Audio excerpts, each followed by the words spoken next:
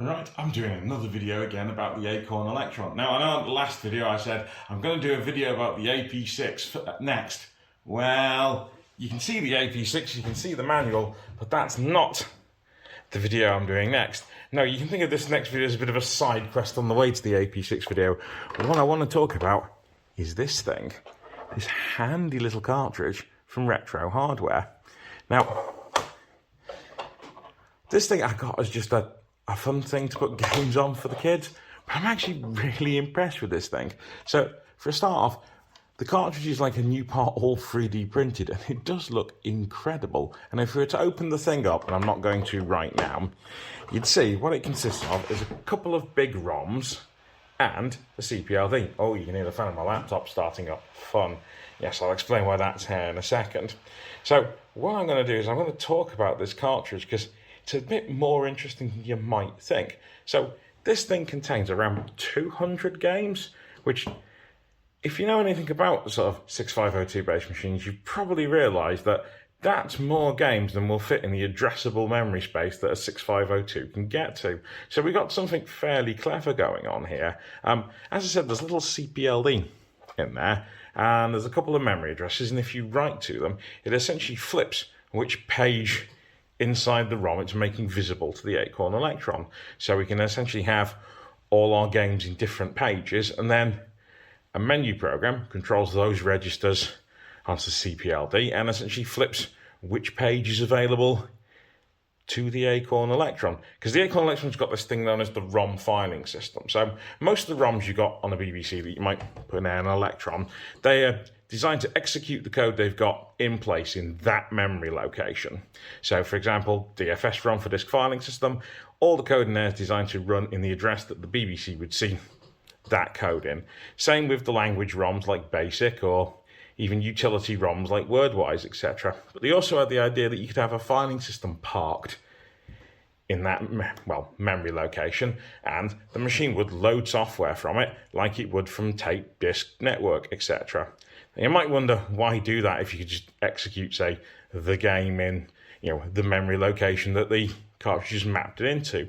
But the problem is most of those games are not written for the idea of executing at that address space. They're expected to run into the main memory of the Electron itself. So rather than rewrite the game, they would simply put it on a ROM filing system, and then it would load it from ROM cartridge into main memory and execute in there.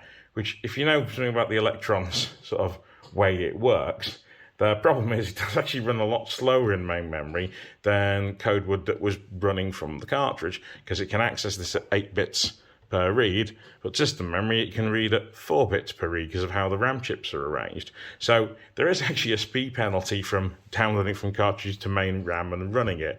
But as I said, it avoids rewriting the game, which is kind of the important bit if you were the people selling the cartridges. The main advantage of the cartridge basically being it loaded a heck of a lot faster compared to tape. If you had a floppy drive, you may not have been that interested in the cartridges back then.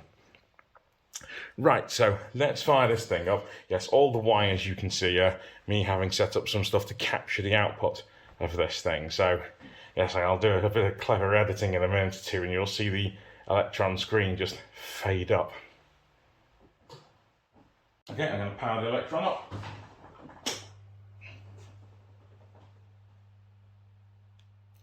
And absolutely nothing happened.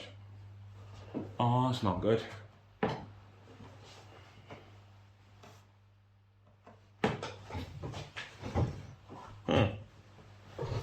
This video might be quite short.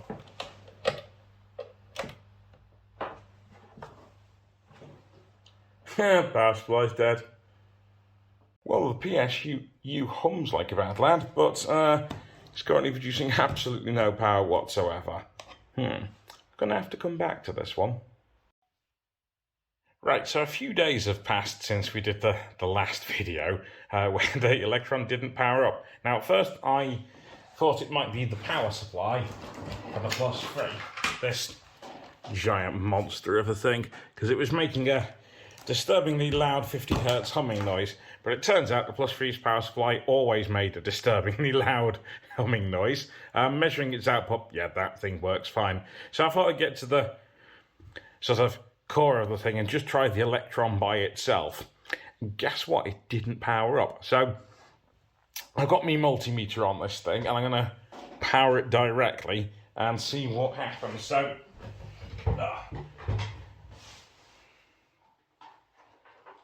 refed it while I untangle the cable. So in the last video, it was being powered via the +3 and bypasses the whole power supply for the Electron part because the power comes in on the 5-volt rails. You can see a negative one around there somewhere. Oops, nudged the camera somewhat.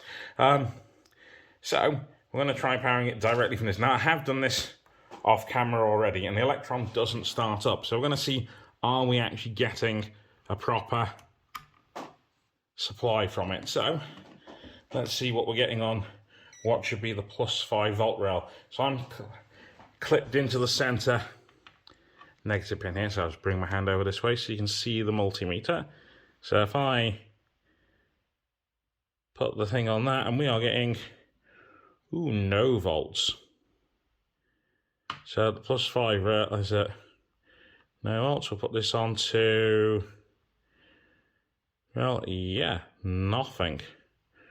Ooh, that's not good. I'll just double check this is definitely on at the main supply.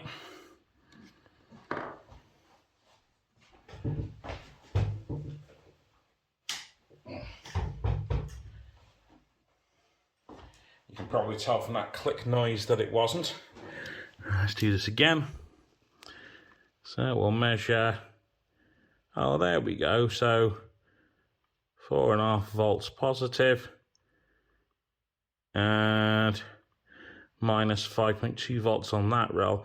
So that positive rail is probably being pulled down by something. I'm going to do a simple which chip is roastingly hot.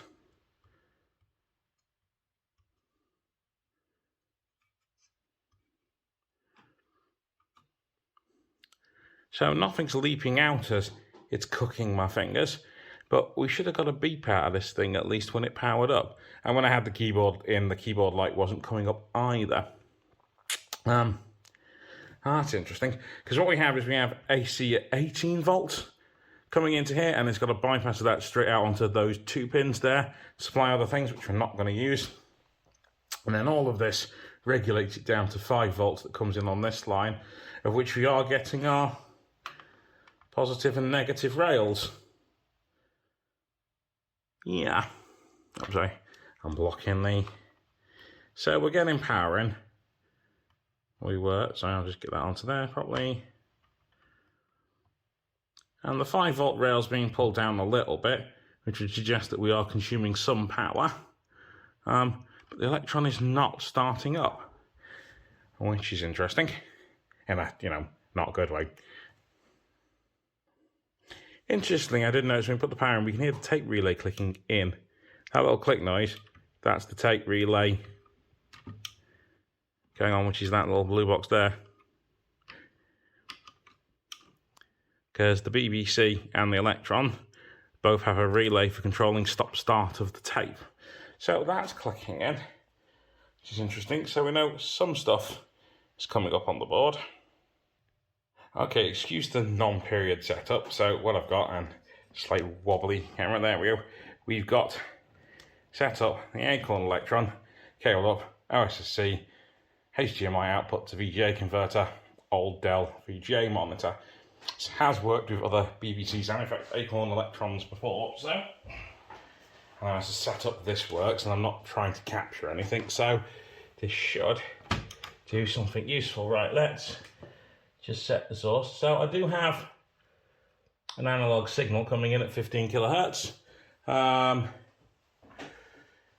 Interestingly, it's saying it doesn't like the video mode. Interesting. It means we are outputting something. This is probably that HDMI to VGA converter not being happy. I'm going to have to quickly change the screen. Oh God, I'm going to have to lug something else around now. Okay, let's record with the laptop linked in via a capture card. I'm going to quickly grow that out to run the screen, and let's power the Electron back up and see if we get a video signal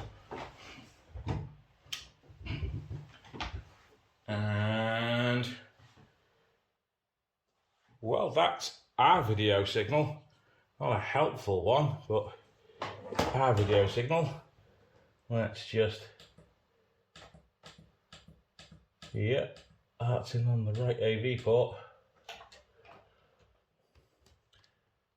Right signal, but we're getting that mess. Yeah, that's not good. That's not good at all. Crap, it's probably the ULA, isn't it? 1 week later. Yep, okay, so some of you may have noticed this is a different Acorn Electron from the other one. And there is a reason for that. Yes, the other Acorn Electron, the one I thought might have a poorly ULA, does in fact have a poorly ULA. I had a friend pop round who also has a Rev 4 Electron. We swapped the ULAs over. Mine then suddenly started working and his suddenly stopped. Swap them back and the faults moved with them. So yeah, it's definitely the ULA. So I am going to do something with that Electron. Either I'm going to look to get a replacement ULA, because there is now a project that does that. I'm not going to do a video on it because More Fun Making It Lean has already done a video on it, so I'll link you to that one so you can have a look. Or I might maybe use it as the keyboard for a System 3 or 5. Again, if you're wondering what that is, BlastTTY has done a video on the Systems 2, 3 and 5, so I'll again link you to his. But we're going to try and get on with this one today. So I have my Acorn Electron, I have the Mega Games Cartridge set up. This is my regular workaday Electron, as it were. I have a box all set up ready to play Capture the Screen, so I can overlay a nice version of this video so you can see what this thing does. Right, let's get the power lead into the Electron and turn it on at the wall. There you go, and it makes the beep it's supposed to do. And we also have an Acorn Electron prompt on the screen, so as I spend a bit more time on editing this than normal, hopefully you should see that now. And if I do...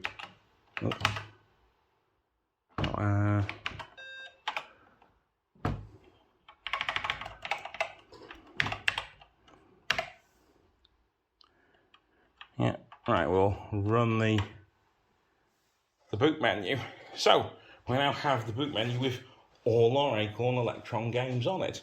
And we can page down that list and get to see them all. So if I keep going down, we can say, let's do Electrobots, right? Because that game is really good. Right, this is actually a fairly modern created game by Xerox Code, and it's very nice of him to let that be included on the cartridge. And honest to goodness, if this was released for the Electron around the time, this would have been one of like killer games for the system. But, right, I am going to try and play this through the lag of my capture device now. Yes, it's fun.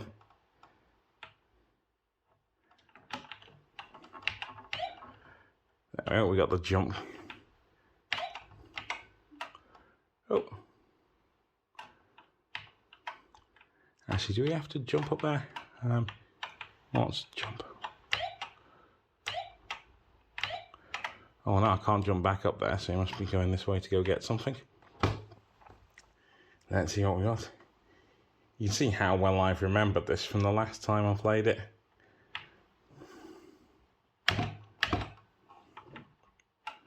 Oh, is this just letting us reset? No. Hey, that's that game. If we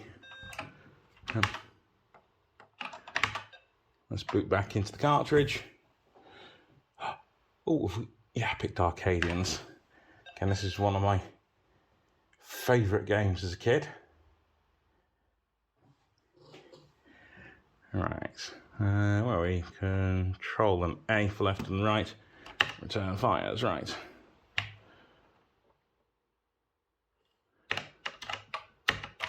One. Yeah.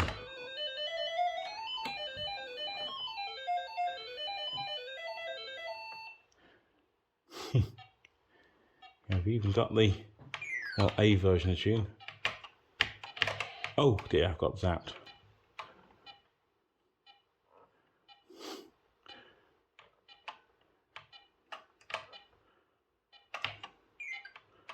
Almost.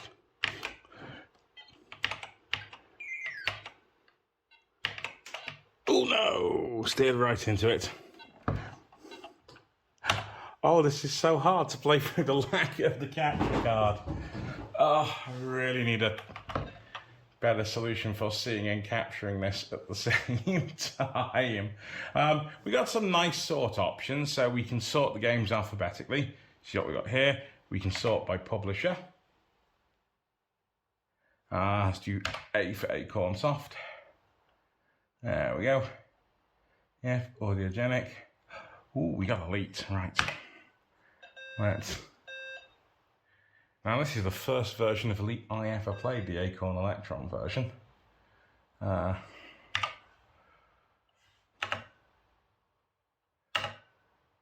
tell you what, we'll just quickly launch so you can see the game do something. Is it 0? No, FN0. Let's change the inventory. There you go. There's function 1 to. As you see, we got the steady out the roll, take us away from planet, speed up. Right, so we can change the various ship. There you go. And we can go into the hyper chart. So we'll pick a place to go to. Should we go to Disco?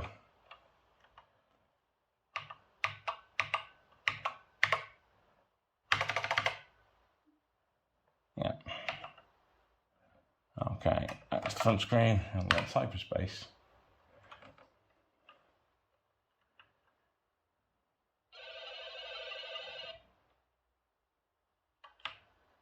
Yeah, right, let's get ourselves lined up on the planet. Speed ourselves up. And let's see if we can. Oh, we got a ship. And there might be some combat in a moment. Some surprisingly laggy combat. I am not going to be able to do this without... Yeah, let's move on. Shift brake into that. Right, let's see what else we got in there, because we got some applications on here as well, because he doesn't just put games for it. Actually, I'm not... Oh, Flappy Bird's on here as well, right.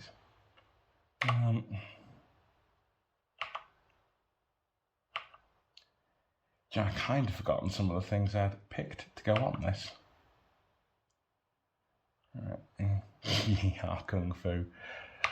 I'm sure I'll put some applications on this. Actually, let's see what ROMs show up. Oh, it's not ROM? No, okay.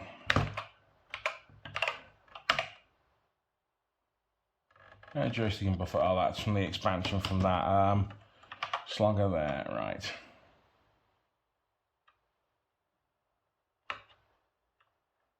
Because I think I put view on here.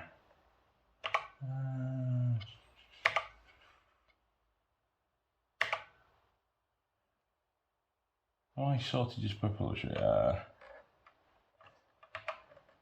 games alphabetical order.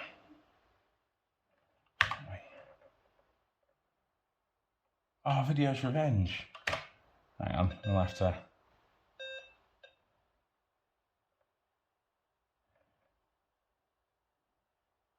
Can I mostly play this on the BBC rather than the Electron? Wait for that to load. Yeah, for loading off ROM, that's taking a while.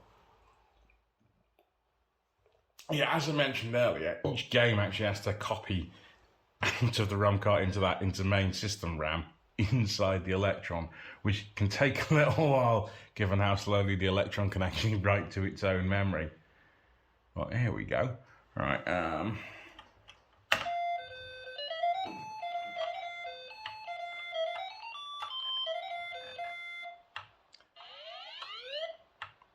I got to was it enter for?